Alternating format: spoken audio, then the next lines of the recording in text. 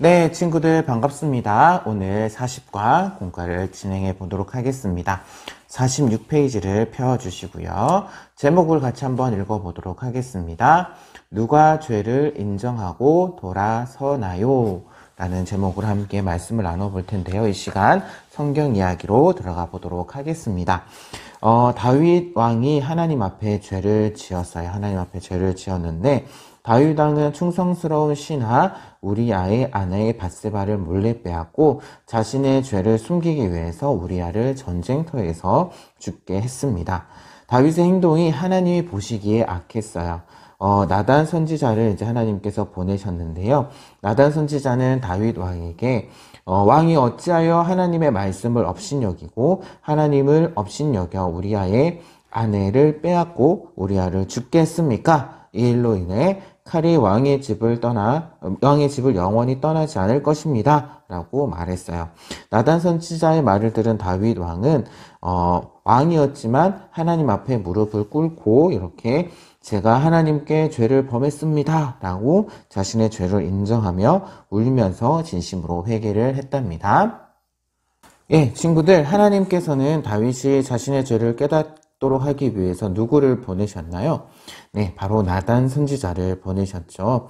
나단 선지자를 보내셔서 다윗의 죄를 지적하셨는데요.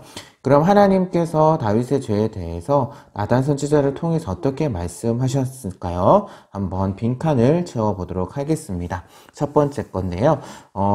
내가 여호와의 말씀을 어떻게 했다고요? 업신여겼다라고 성경에서는 기록하고 있습니다. 업신여겼다. 다윗이 하나님의 말씀을 우습게 여겼다라는 말이에요. 그렇기 때문에 중요하지 않게 생각했기 때문에 남의 아내를 빼앗고 사람을 죽이는 죄를 범했다라고 그렇게 말씀을 하고 계신 겁니다. 그렇다면 이렇게 나단 선지자를 통해서 이제 하나님의 말씀이 다윗 왕에게 전해졌는데요. 그렇다면 그 말을 들은 다윗 왕은 자신의 죄를 지적받았을 때 어떻게 했을까요? 다윗의 말에 있는 빈칸을 한번 채워보도록 할게요. 내가 누구에게? 바로 여호와께 죄를 범하였노라 라고 이렇게 용서를 구했습니다. 다윗은 왕이었지만 자신의 죄를 지적한 나단 선지자를 괘씸하게 여기지 않았어요. 그리고 자신의 죄를 숨기려고 하지도 않았습니다. 잊어버리고 있던 그 자신의 죄를 깨닫고 회개하면서 하나님께로 돌이켰죠. 이런 다윗의 모습을 보신 하나님은 나단 선지자를 통해서 무엇이라고 말씀하셨을까요? 선지자의 말에 있는 빈칸을 한번 채워보도록 하겠습니다. 그러나 여호와께서도 당신의 무엇을? 바로 당신의 죄를 사하셨도다 라고 말씀하셨죠. 다윗의 죄는 율법에 따르면 죽음으로 심판을 받아야 하는 그러한 죄였습니다.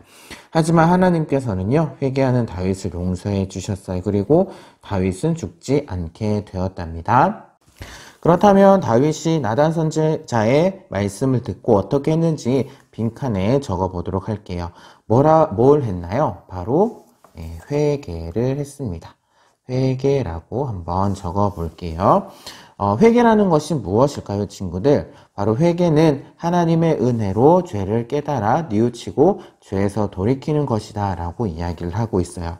그렇지만 진정한 회개는 말로만 하는 것이 아닙니다. 하나님, 제가 잘못했습니다 라고 말로만 하는 것이 아니라 마음과 행동으로 죄에서 돌아서서 하나님을 향하는 것이 바로 회개라는 것이에요. 나단 선지자가 말한 것처럼 모든 죄는 하나님을 두려워하지 않고 하나님의 말씀을 무시할 때, 업신여길 때 자기의 욕심과 생각을 따라서 행하는 그런 악한 모습입니다. 하나님께서는요, 죄를 미워하시고 죄를 심판하세요. 하지만 은혜로우신 하나님께서는 심판하시기 전에 먼저 우리에게 자신의 죄를 깨닫고 회개할 수 있는 기회를 주시는 분이세요. 그때에 핑계하거나 숨기지 않고 하나님께 자신의 죄를 뉘우치며 회개하는 사람에게 하나님께서는 용서와 또한 회복을 주시는 분이다라는 것, 우리 친구들 꼭 기억했으면 좋겠습니다. 우리는 모두 연약해서 죄를 지으며 살 수밖에 없어요. 하지만 죄에 깊이 빠지지 않고 자신의 죄를 인정하면서 돌아설 수 있는 사람은 누구일까요?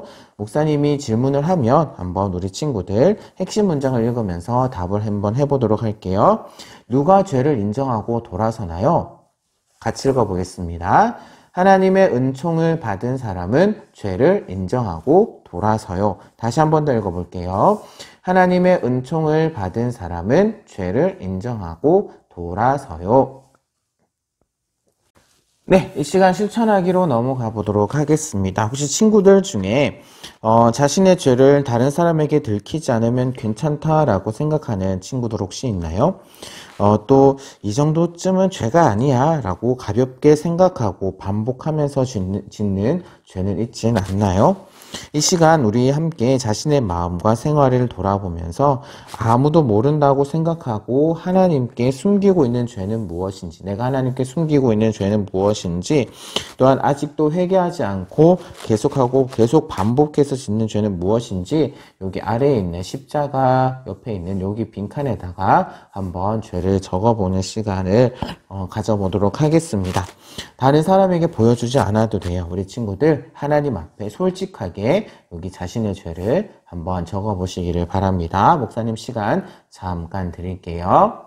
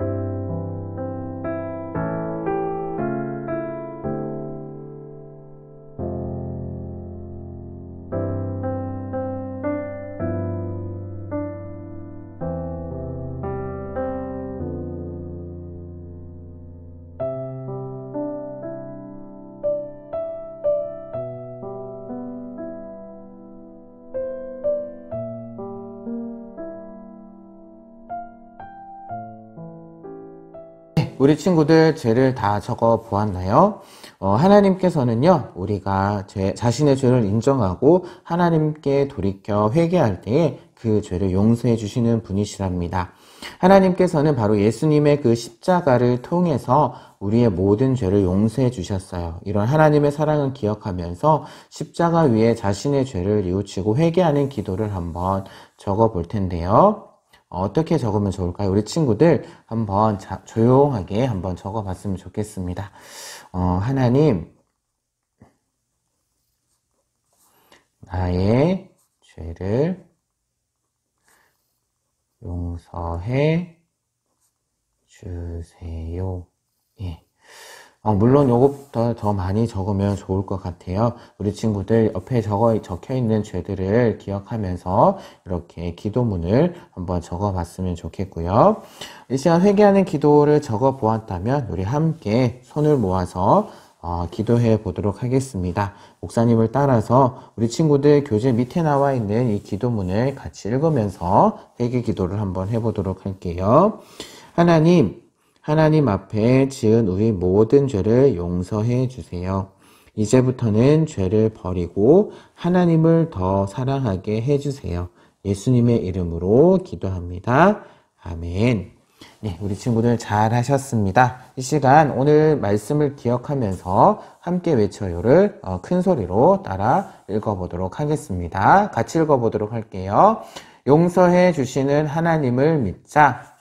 죄를 회개하자. 다시 한 번 더 읽어보겠습니다. 용서해 주시는 하나님을 믿자. 죄를 회개하자.